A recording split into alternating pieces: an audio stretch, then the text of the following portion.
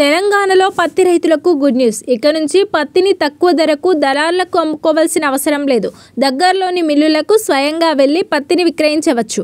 పత్తి కొనుగోళ్లపై మంత్రి తుమ్మల కీలక ఆదేశాలు జారీ చేశారు. కొనుగోళ్ల ప్రక్రియను వేగవంతం చేయాలని, రైతుల నుంచి పత్తి సేకరణను వెంటనే ప్రారంభించాలని అధికారులను ఆదేశించారు. మంగళవారం తన కార్యాలయంలో జరిగిన పత్తి కొనుగోళ్లపై జరిగిన ఉన్నత స్థాయి సమీక్షలో ఈ ఆదేశాలు జారీ చేశారు. ముఖ్యంగా అన్ని జిల్లాల కలెక్టర్లు నోటిఫై చేసిన జిన్నింగ్ మిల్లులు అన్నింటిలోనూ కొనుగోళ్లను తక్షణమే మొదలు పెట్టాలని మంత్రి స్పష్టం చేశారు. ఈ సందర్భంగా రాష్ట్రంలో పత్తి కొనుగోళ్ల పురోగతిని అధికారులను అడిగి మంత్రి తెలుసుకున్నారు.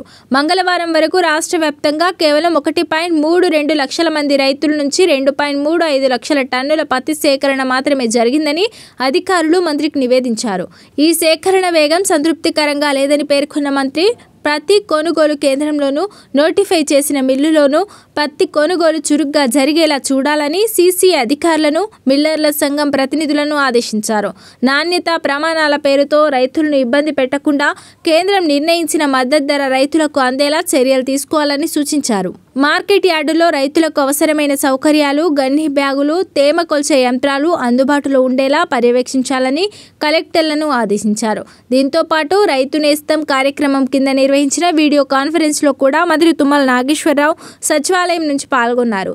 ఈ సందర్భంగా కేంద్ర ప్రభుత్వం కొత్తగా తీసుకురానున్న విత్తన చట్టం గురించి ఆయన ప్రస్తావించారు. కొత్త చట్టం రైతుల ప్రయోజనాలను పరిరక్షించే విధంగా లాభదాయంగా ఉండాలని ఆయన అభిప్రాయం వ్యక్తం చేశారు. విత్తన చట్టం ముసాయిదాపై రైతుల అభిప్రాయాలను సేకరించాలని వ్యవసాయ శాఖ సంచాలకుడు గోపిని మంత్రి ఆదేశించారు. జిల్లా కలెక్టర్ల ఆధ్వర్యంలో ప్రత్యేక సదస్సులు నిర్వహించి రైతు సంఘాలు, విత్తన నిపుణులు, వ్యక్తిగత రైతుల నుంచి రాతపూర్వకమైన అభిప్రాయాలు సేకరించి వాటిని క్రోడీకరించి ప్రభుత్వానికి తక్షణమే సమర్పించాలని మంత్రి స్పష్టం చేశారు. ఈ అభిప్రాయాల ఆధారంగా కేంద్ర ప్రభుత్వానికి రాష్ట్ర తరపున ఒక సమగ్ర నివేదికను పంపనున్నట్లు తెలిపారు.